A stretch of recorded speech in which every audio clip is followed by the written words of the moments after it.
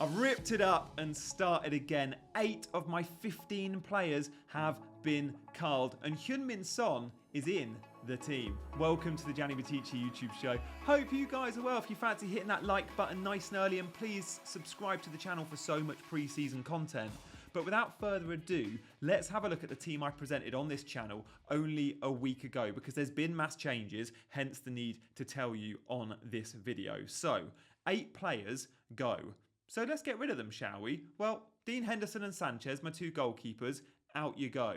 We'll show the replacement in just a second. Dan Burn, see you later. Anderson, I love you, but I think with rotation, you're not actually going to play much for me, so I'm going to downgrade you to a 4 million. Mo Salah with a heavy heart, you're off. And Phil Foden, yeah, Pep's latest quotes have made me want to sell you. I'll talk about them in a minute.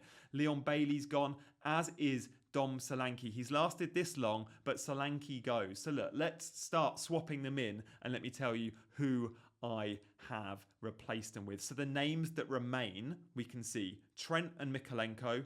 Barco is still in.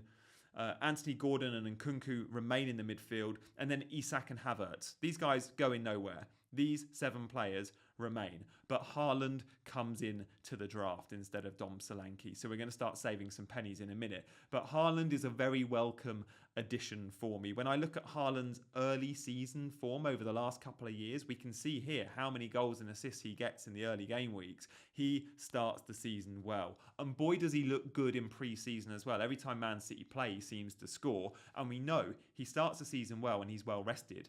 No summer football for Erling Haaland, a proper pre-season. Do you know what? After hearing Pep Guardiola's latest quotes about the likes of Rodri and Walker and Foden, pretty much saying they're not going to be involved in the Community Shield, which means their first football will be game week 1. Best case scenario, well, they're not going to start game week 1, or certainly not going to play 90. I think we're going to see slow introductions off the bench, just like we would in pre-season. Erling Haaland in game 2 of pre-season against AC Milan was given 45 minutes for a reason, that eased in off the back of a break. So the likes of Foden and Rodri, Walker, don't expect them starting game week 1. So it's put me off Foden, which means I need Man City cover. De Bruyne as well, by the way.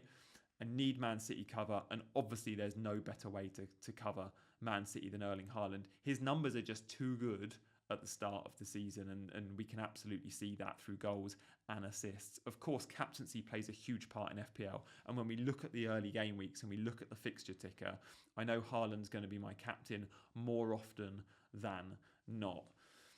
The big change, though, is Mo Salah out and Heung-min Son in.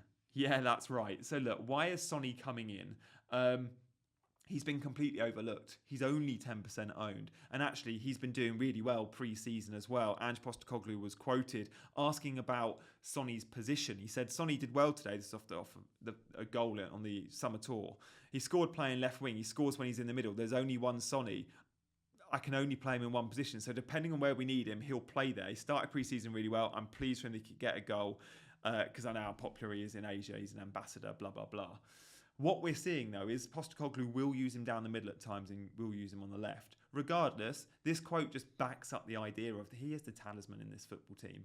He'll be on penalties unless Ivan Toney signs, and he's going to be super, super bright for Spurs, I think, again this season. Let's have a look at some of the data, shall we, from last season on Son. This is from the Scout members area. Goals, Sonny finished with 17 goals. That was 4th of all midfielders last season. In terms of assists, 2nd.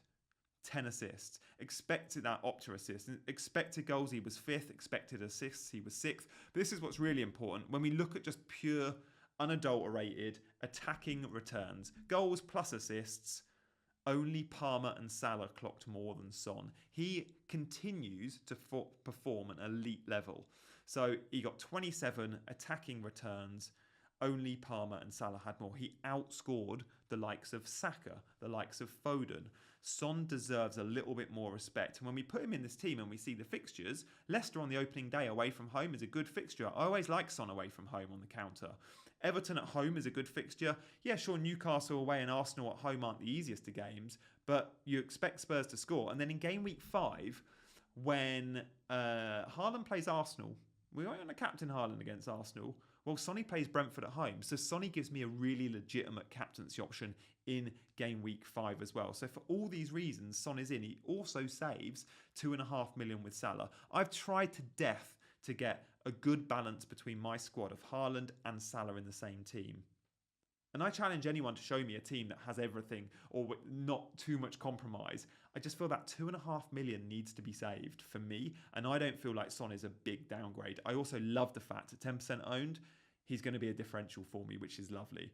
So that's Haaland and Son in this team, but we've made loads of other changes too. Before we see those changes, let me give a shout out to today's sponsor, which is OneFootball. Guys, the OneFootball app is an app I use on a daily basis. I approached them weeks ago and said, can you sponsor my YouTube channel? Because I want to present this to my followers and my subscribers. Guys, it's brilliant for transfer news, for fixture runs, and for video clips as well. All the pre-season goals I'm seeing on OneFootball. It's a great resource both pre-season and during the season. I'm an affiliate, so there's a link in the description. There's a QR code on screen. Give it a scan, give it a download. I guarantee you won't regret being part of the OneFootball. It's a free app and it's a great football resource. So let's have a look, shall we, at some of the other players that I've changed, because we've made huge changes, right? 8 players have gone from this team. We've seen Solanke for Haaland. We've seen Salah for Son. But Foden has gone too. Yes, my boy Phil Foden. And when I looked at Pep's quotes the other day, and I've just mentioned them, Foden's not going to be around game week 1. Right? He's not going to be, for me, starting game week 1. He's certainly not going to play 90 game week 1. He's going to be slowly introduced. And with that, I'm looking at it going, I need players that I know are going to start. And Eze, I feel, will be different. I know Eze was away with England too. He didn't play hardly any minutes compared to Foden. And he doesn't have the added complication of European football as well. So he doesn't need quite that rest. Now, as long as Eze stays a Crystal Palace player, because he is being linked with a move away, I want him in this team. He comes with all the set pieces, because now Elise's gone, he'll be on all of them. He comes with penalties, and he's got good fixtures. And when I look at that Glasner attack, since Glasner came in, the numbers are really good for Palace. I have to cover that attack. So the fixtures, I just see goals at Brentford, West Ham, Chelsea, 3 London derbies to start the season. Palace are a top team under Glasner. I expect them to finish top 8 under Glasner. I really think they can break into that big 8. And Eze I want as part of this team. Fingers crossed he stays, because I'm not sure I'd have Eze as an FPL asset in another team yet. I know how he functions in this Palace team. I don't know how he's going to function straight away elsewhere. So let's see. There might be bids for him late in the window from the likes of Spurs or even Man City. So Eze stays. Gordon and Nkunku we know are in that midfield. We're going to also take Leon Bailey out this team. Now, I really wanted a good first sub. But if you're getting Haaland, you're not going to have a good first sub, or your money's going to be really tight. So because this is a Haaland team, I've got to save money. And look, by going Leon Bailey or a 6.5 midfielder down to a 4.5 enabler, it just allows for that. So Harry Winks is going to be in this team at 4.5. He's third sub. How many times am I going to rely on my third sub? Especially if I early wildcard. Let's assume I wildcard, I don't know, game week 6, right? It's when some will look at a nice window to wildcard. And we often do early wildcard. If I'm wildcarding early, and I'm not committing to that, and I won't commit to that, but I'm having a loose plan, I don't need a great bench if I'm wildcarding early. And I feel like this season I probably will wildcard early. So why waste the money? And let's just put Harry Winks on the bench. But the defence is where it gets really interesting, because from the team I've got, with one premium defender to then loads of rotation guys, I am actually saving a little bit of money, okay? So we're going to, Trent and Mikalenko are in. Let me just show you some rotation patterns, shall I? So first up, let me just show you the first table, which is defenders from Brighton, Everton, Crystal Palace, and Nottingham Forest. Let's put Forest in there too. And the reason Forest are in there, spoiler alert, is Murillo comes in for Dan Burn. Okay, so Dan Burn is out, and Murillo from Nottingham Forest comes into this team. Now, under Nuno, a bit like at Wolves, they keep clean sheets for us, or they don't keep clean sheets, they have good defensive data. Good defensive data usually leads to clean sheets. And last season, Forest were a little bit unlucky not to keep more clean sheets than they did. Now, I know what Nuno's like as a manager, and I know they can keep clean sheets, and I fully expect that. They've also signed big centre-back from Serie A.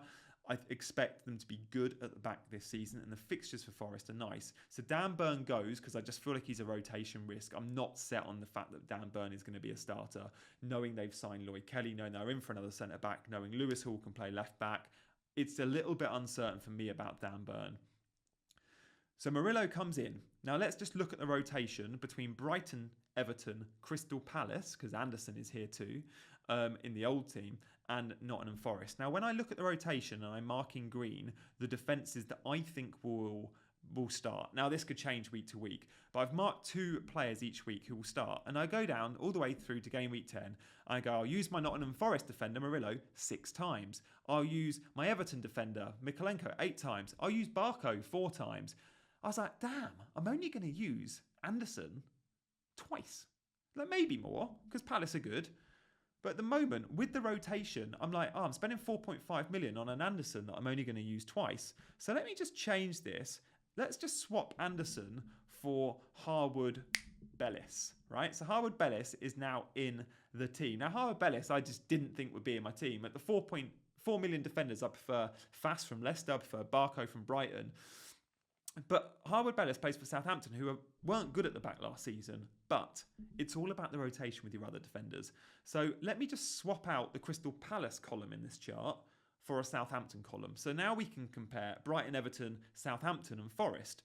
And as soon as I do this, I go all the way through and go, oh, instead of using Anderson twice, I would probably use Harwood Bellis 4 times. In game week 2, he's got a good fixture at home. Game week 4, it's not a good fixture at home, but it's a home fixture against Man United. Game week 5, he has Ipswich at home. Game week 8, he has Leicester at home. So I'll have him for home fixtures against some good opponents for Southampton. Like they could very easily beat Ipswich to 0. They could very easily beat Leicester to 0 at home. So for that reason, he comes in and he saves me $500,000. Now I like the look of that. Now let me just turn our attention to Barco. Barco is a 4 million defender playing left back for Brighton. Now in pre-season already we've seen him take corners and we've seen Brighton score from those corners. He takes corners with very interesting sort of flat, fast technique. It's not a bender at all. Barco's technically very good. He's a kid. They paid a lot of money for him from Boca Juniors, around 10 million euros. Estupiñán is injured. Now, when Estupiñán's back fit, which could be as early as September, maybe like game week 4 or 5, Barco could be a risk. But I fancy him to play well enough to hold his spot. And at 4 million, he's that good that I think he could be defender 4, not defender 5. Right? If he's defender 4, could you have a defender 5 that's also 4 million and save some money? So that's what I've gone with. I've gone Trent perma play. And then it'll always be 2 of Mikolenko, Murillo, who has good fixtures and rotates nicely, Barco, and then even Harwood Bellis will get some times. So that's where I'm at with that back 4. But I have got rid of Dan Burn. And I like Newcastle defensively. So why have I got rid of Dan Burn? Well, okay, if Trippier moves and Livramento is nailed, then he'll probably come into the back line and I'll reshuffle again. But I want to cover the Newcastle back line. And I wonder if Nick Pope is the way to do it. Now, I didn't want to go for a 5 million keeper. But if I go Nick Pope, I always get a Newcastle defensive player who I think can start keeping a ton of clean sheets again. Do you remember, if we look back to the start of last season, Eddie Howe, and even the season before that when they qualified for the Champions League, Eddie Howe's Newcastle, especially at home, kept a ton of clean sheets. When they had injuries last season, and at times they look rough at the back, but I fancy them to resort to type. Now, most of the time under Eddie Howe, they've been a very, very good defensive unit. And Nick Pope is back in. He's playing well pre-season. He made a worldie save the other day. I fancy him for clean sheets as just a set and forget, no headache goalkeeper. Now, if I do that, I need a 4 million option. I can't go 5 and 4.5. It's too much, especially in the Haaland team. So I'm going to put Fodder on the bench and hope Pope doesn't get injured. Of course, Pope does sometimes get injured. He hasn't got the best record. But I fancy him, at least till I wildcard, to stay fit. Surely give me 6 games, Nick Pope. So he's in, and then I've got Bentley of Wolves as 4 million fodder, who again did get some game time last year, but I expect Bentley to be a number 2. So Henderson and Sanchez out, Pope and Bentley in, because we don't know who the Chelsea goalkeeper is going to be. So that saved me a little bit of money. It's the same as 2 4.5s, but then by going Anderson out to Harwood Bellis, it saved me 0.5, which allows a slightly better midfield. So Eze can come in instead of a 6.5 midfielder. And then, of course, we still can accommodate Haaland. The big compromise on this team, and it has to be noted because every draft I'll do this, what am I giving up here? Okay, I have no Arsenal I have no Saka. That's fine. I've got Havertz. I've got no Palmer. I'm all right with no Palmer because I don't know what Chelsea are going to be, and I still have Nkunku. The big compromise here is no Mo Salah. I think I'm all right with that. The beauty of going Kai Havertz is he's got rough fixtures in 4 and 5. I could play Havertz the first 3 where he has Wolves and Brighton at home, and then sell Havertz to whichever Liverpool strikers get in game time to try and cover some Mo Salah points. So, for example, we could see Gakpo or Darwin come to the fore. Both are 7.5 forwards. I could very easily sell Havertz to a Liverpool striker. It's going to be really interesting to see how they set up under Slot, but it looks like Salah's going to be wide. It looks like the theme is very much possession and control. Now, with that, could make Mo Salah a little less explosive. And from what I've seen so far pre-season, yeah, Mo Salah looks in amazing shape. He's had the summer off, sure. But I just wonder how explosive he's going to be from the start, because Liverpool are this new entity under a new manager, and they might just take a little bit of time. So I guess I'm okay going easy and saving the money and going for a player like Son, who we saw from the Fantasy Football Scout members area earlier. The numbers are really good for Son. Like, he's 3rd for goals and assists last season. Combined, only Salah and Palmer had more. For 10 million, he offers good value, and he gives a differential nature to this game, which is one I really want to go with. Like, I love the idea of having a differential. Guys, if you have enjoyed the video, please do subscribe to the channel. I usually remind you loads throughout the show to subscribe, and I think I only did it at the top. So genuinely, I've got tons of pre-season content planned. I don't want you missing out. So hit those buttons on the way out, and I'll see you for another video very soon. See you later. Bye-bye.